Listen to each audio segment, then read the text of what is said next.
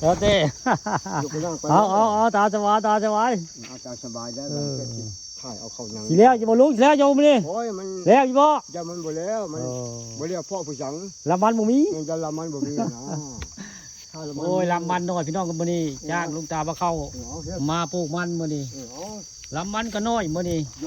อมเห็นมันเป็นขี้เนาะลุงผู้ดีครับเป็นขี้ตุ้ยหลาย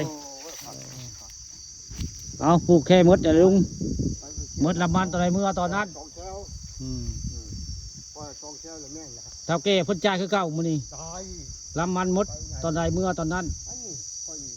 นี่คือภาพเหตุการณ์ลุงตาพาเขาเพิ่นมาและจ้างปลูกมันในมื้อนี้ผู้ค้าพาคำพาชมพามาชมสวนมันบ้านโคกศาสตร์ตำบลนาตาลได้จ้างลุงตาพาเข้าได้มาปลูกมันมื้อนี้มื้องามยามดีได้ก่อนสิไปบุญบังไฟพี่น้องบุญบังไฟบ้านนางเด้อพี่น้องเด้อวันที่9ได้มวยคู่อยู่โลกสงัดน้อยแหลมผ้าขึ้นชกกับอบตโชคดีมือนั้นมวยมัดกับมวยเข่ามวยมัดป่ายุนนะมวยเข่าสงัดน้อยแหลมผ้ามันถ้านกสงัดบ่ได้สิแพ้มวยเข่าสงัดเหมือนพี่น้องบุญบังไฟบ้านนางวันที่9เด้ออย่าลืมอย่าพลาดผู้ข้าพาทางคำมาชมบอกกล่าวทางอากาศได้ว่ามีบุญบังไฟประจำปีอยู่บ้านอ่างตำบลนาตาลมาสวนมันแต่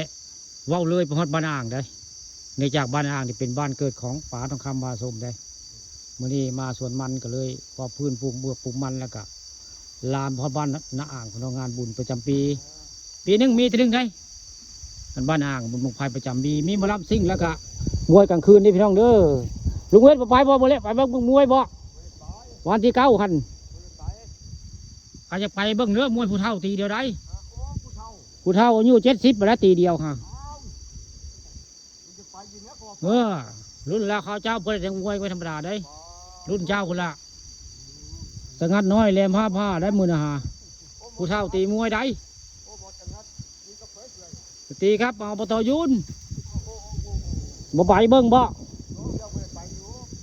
บ่ไปกระท่าเบิ้งเงินช่องปานคำพาสมเด้อ